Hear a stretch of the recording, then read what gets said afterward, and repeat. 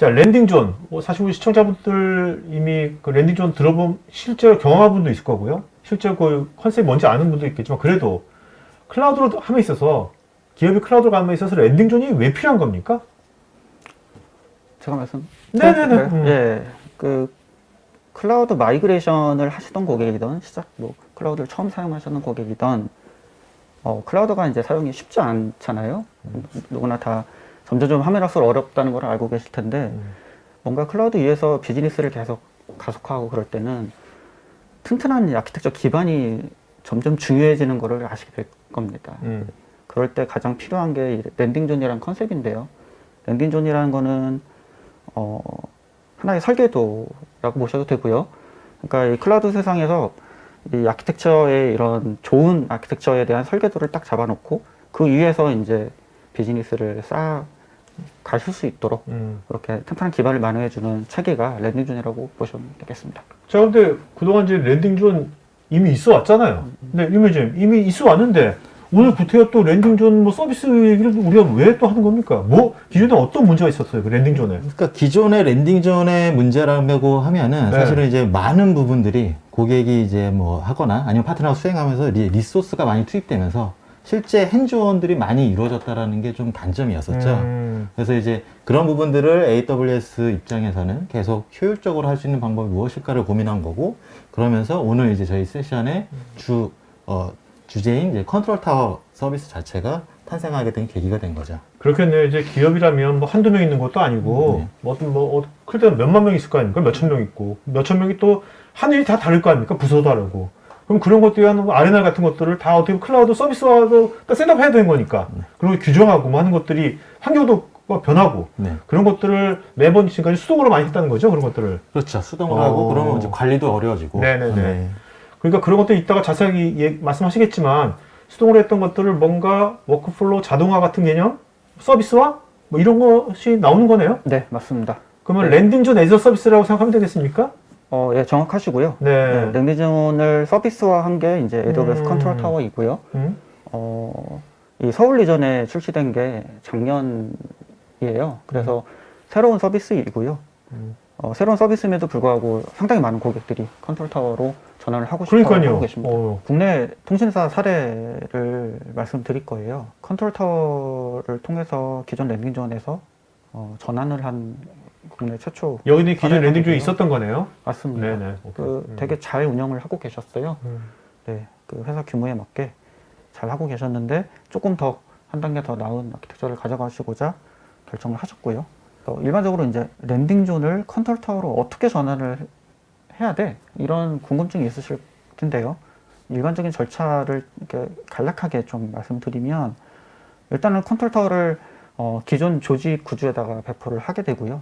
그다음에 그 OU라고 이제 조직 구조를 그 인롤 한다고 해요. 그 인롤 하면서 이제 가드레일이나 이런 것들을 맞춰서 등록을 하게 되고. OU가 뭐 그 기업의 부서를 말하는 겁니까? OU가 뭐 어떤 개념입니까? OU. 그 오거니제이션 유닛이라고 해서 클라우드에서 이제 조직 구조를 보시면 되는데 아까 그 전 시간에 말씀드린 것처럼 기존에 이제 우리 그 실제로 피지컬한 조직 구조를 따라가지 않고요. 그 정책이 적용되는 구조의 틀이에요. 네네네. 그러니까 붕어빵 A팀과 네네네. 북어빵 B팀에 맞는 정책에 들어가지만 저게 OU이지 개발 1팀, 개발 2팀 요거는 사상이 다릅니다. 네. 그래서 그런 OU 구조를 설계하고 이전을 하게 되고요. 그 다음에 CFCT라고 아까 그 커스터마이즈 하는 부분들 얹게 되고, 그 다음에 기존 이제 그 랜딩존 그런 리소스들 제거하는 이런 순서로 작업을 하게 됩니다.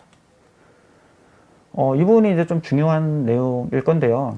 그 많은 고객들이 물어보세요. 우리 기존에 랜딩존 쓰고 있었는데 컨트롤 타워 전환해야 되나? 이런 고민 많이들 하세요. 그러시겠죠? 그렇죠. 그런 면에서 이제 제가 이제 기대 효과를 좀 말씀드릴 건데, 먼저 그 랜딩존은 정말 복잡한 아키텍처 그림 보셨죠? 순서대로. 그거를 고객이 어느 정도 인지를 다 하고 계셔야 돼요. 또 운영 중 일어나는 이런 이슈 사항이나, 그리고 그런 구성 요소들이 다 상당히 많은 부분이 오픈소스로 구현을 했어요. 예, 클라우드 많은 부분이 그렇겠지만 그 오픈소스라는 거는 사실상 언제 문제가 될지 모르죠. 그 로그포스의 이슈도 있지만 이런 버전이 업되면서 이런 상충되는 문제들 생기면 바로 저 그 파이프라인이 깨지게 돼요. 갑자기 안 되는 거죠. 네, 네. 고객 입장에서 되게 당황스럽죠. 그래서 버전업을 이렇게 해줘야 되는데 랜딩존도 버전이 있습니다. 버전을 해줘야 되는데 못 만지세요. 무서워서. 그렇군요. 혹시 파이프라인 깨질까봐. 그래서 그런 부분들을 이 컨트롤 타워 서비스가 되면서 해결을 했죠. 자동으로 그냥 버튼만 누르면 버전업 되고. 네. 이래서 이제 클라우드 매니지 서비스로 가는 이유가 되겠죠. 이런 안정적인 부분. 그다음에 이제 아까 이제 말씀드린 그 마켓플레이스라든가 어카운트 팩토리 포 테라폼 이런 것들이 추가가 되면서 기능을 확장할 수 있는 그런 컨셉이 많이 들어왔죠. 이제 커스터마이제이션도 해당이 되고요. 말씀드린 것처럼 이런 여러 가지 그 운영상의 효율이라든가 관리상 이런 점 때문에 컨트롤로 전환하는 게 장기적으로는 상당히 유리합니다. 그러니까 어떤 안정적인 운영과 자동화가 굉장히 이제 두 가지가 네. 큰 저거네요. 맞습니다. 앞서 조나타님이 말씀하신 거에 말씀하신 프로젝트 내용에서 이제 저희 베스핀 글로벌이 이제 어떤 역할을 수행했고 어떤 도움을 드릴 수 있는지를 이제 공유를 좀 드리도록 하겠습니다. 먼저 그 국내 최초로 진행된 이번 AWS 랜딩 존 투 컨트롤 타워 마이그레이션 프로젝트는 좀 상징적 성이 있다는 게 국내 최초로 진행됐고 그러다 보니까 국내에 참고하는 레퍼런스 없어서 좀 힘들었다. 네. 하지만 저희는 그런 것들을 잘 파악하고 노력해서 성공적으로 성공했다라는 거 말씀드리고 싶고요. 힘들었는데 기간도 굉장히 짧게 끝났어요. 네, 처음인데. 사전에 그 파악도 잘해주신 부분도 있고 정말 열일하셨습니다. 네. 그 시나리오 같은 거 좀 꼼꼼하게 많이 세워가지고 네. 효율적으로 진행했던 부분이 네, 있습니다. 네, 네. 다음은 이제 저희가 시나리오를 세우고 테스트 환경 구성했으면 이제 어떤 테스트를 했냐, 이제 또 어떤 것들이 좀 중요했던 것들을 말씀드리고 싶은데요. 전체를 다 말씀드리기는 이제 시간이 부족하니까 몇 가지만 좀 준비를 해봤습니다. 그중에 가장 중요했던 게 이제 가드레일이라는 부분이에요. 앞에 이제 많은 세션에서 말씀드렸던 이제 가드레일은 AWS 환경에서, 컨트롤 타워 환경에서 굉장히 이제 중요한 개념이고요. 말씀하셨던 것처럼 가드레일은 크게 이제 방지 영역과 탐지 영역으로 구분됩니다. 방지 영역을 이제 예를 들면 아까 전에 붕어빵으로 이제 말씀드렸는데 저는 이제 목장으로 예를 들면 일단 보통 이제 양떼 목장을 가보면 가보셔서 아시겠지만 양들은 어떤 이제 그 양들이 벗어날 수 없는 울타리가 이제 서져 있잖아요. 그렇죠. 그래서 양들은 그 울타리 안에서 자유롭게 논일고 뛰어노는데 그런 이제 울타리에 대한 역할을 하는 게 이제 방지라고 보시면 될 것 같습니다. 그래서 양들이 그 울타리 안에서 자유롭게 놀지만 이 울타리에 벗어날 수 없어. 이런 정책이 되었고요. 탐지 역할은 그 많은 양들을 이제 관리한 양치개가 있지 않습니까?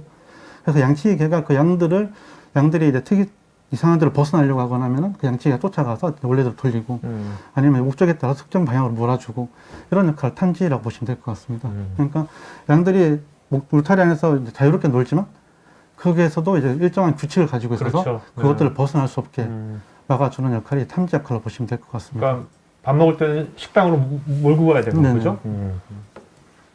그래서 그런 것들에 대해서 좀 중요하게 테스트를 했었고 기본적으로 이제 고객사 같은 경우에는 아까 말씀드렸던 것처럼 기존에는 이제 OU 구조를 계층 구조로 가지고 사용하고 계셨는데 이 변경됨에 따라서 이 플랫 구조를 바꿔야 됐어요. 그러다 보니까 그런 정책들을 또 리뉴얼하는 과정이 필요했었고 그런 것들에 대해서 좀 적극적으로 참여하고 도움을 드렸던 것 같습니다. 그리고 두 번째로 좀 중요한 테스트가 이제 인롤입니다. 아까 전에 조나스님 말씀하셨지만 인롤을 쉽게 말씀드리면 이제 마이그레이션이라고 보시면 되는데요. 컨트롤 타워에서 이제 계정 인롤은 그 기존에는 랜딩 존이나 뭐 다른 어카운트들은 만약 어카운트가 마이그레이션 해야 된다라고 한다면은 해당 어카운트에서 사용하고 있는 리소스라든가 정책들을 그대로 다 분석하고 똑같이 이제 만들어줘서 했던 거죠. 새로운 계정에다가.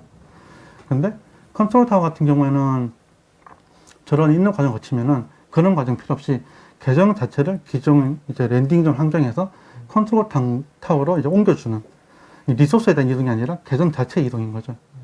관리 주체가 바뀌는 그런 게 이제 인롤이라고 보시면 될 것 같고요.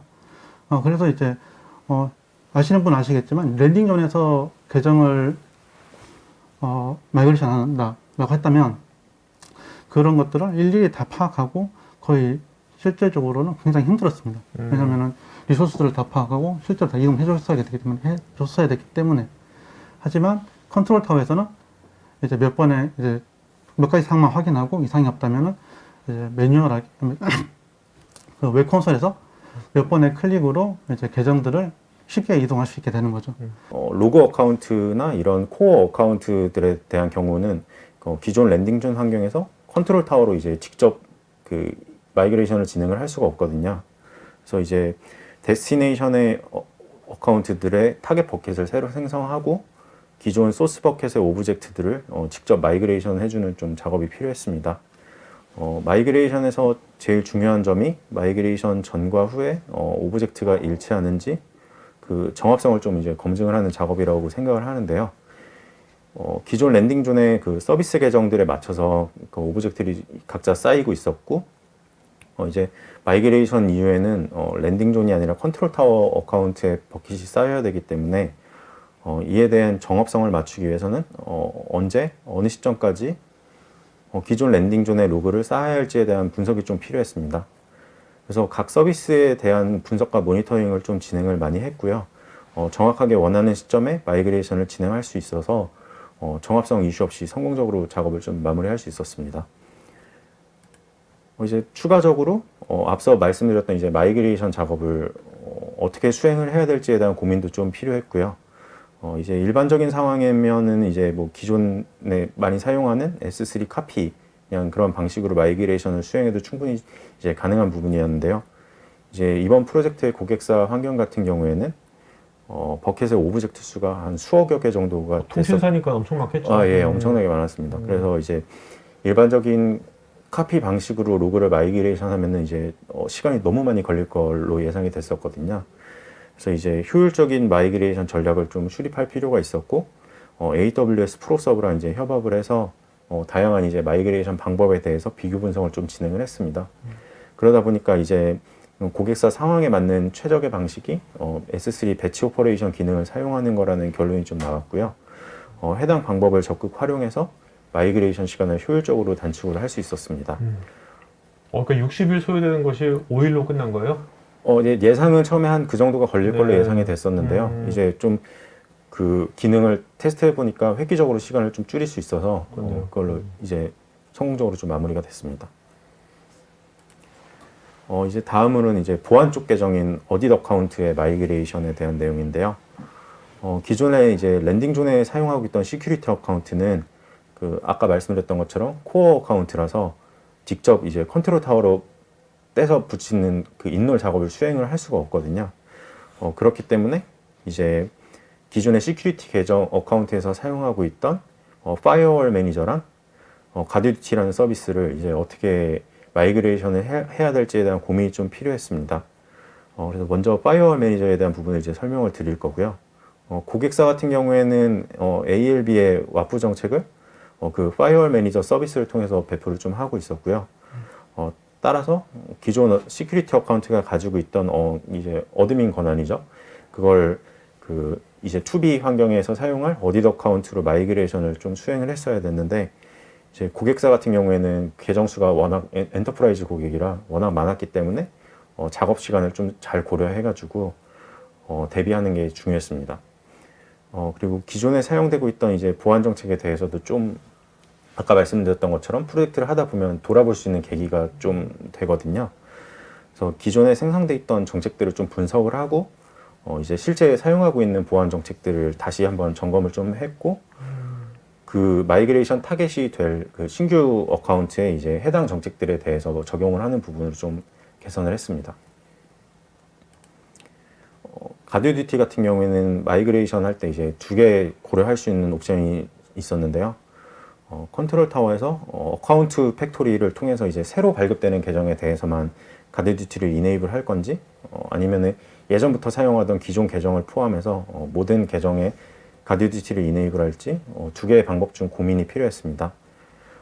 가드듀티는 이제 각 어카운트들의 이제 발생되는 보안 시도들을 최전선에서 모니터링하는 서비스거든요.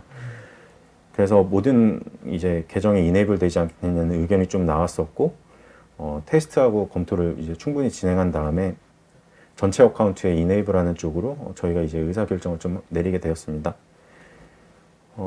이제 가드 듀티들에 대한 경우에도 일괄적으로 이제 전체 수백 개 되는 계정을 전체적으로 옮길지 아니면은 작업이 하나하나 끝날 때마다 그 전환을 할지에 대한 고민도 좀 필요했었거든요. 그래서 이제 로그가 쌓이는 시점을 좀 일정하게 일치시키기 위해서는 이제 일괄적으로 옮기는 쪽으로 결정을 하게 되었습니다. 이제 컨트롤 타워 프로젝트 같은 경우에는 그 다른 프로젝트들보다 이제 특성상 이제 작업 범위를 지정하는 것부터 해서 일반적인 프로젝트들보다 또 고객과 긴밀하게 소통을 해야 되는 경우들이 되게 많거든요. 이제 고객의 환경에 최적의 결과를 내는 게 제일 중요하기 때문에 충분히 분석과 소통을 통해서 프로젝트 작업을 수행할 수 있었습니다. 이 컨트롤 타워 프로젝트 하시려면 이제 보안에 대해서도 많이 아셔야겠네. 예, 맞습니다. 그래서 좀 기존의 보안 정책을 좀 분석하는 것부터 해가지고 이제 투비 환경에 어떻게 그거를 그대로 녹여낼지에 대해서 좀 고민이 좀 많이 필요했었고요. 저희만의 이제 노하우를 좀 많이 축적할 수 있었습니다. 이 영상이 마음에 드시면 좋아요, 구독 부탁드립니다.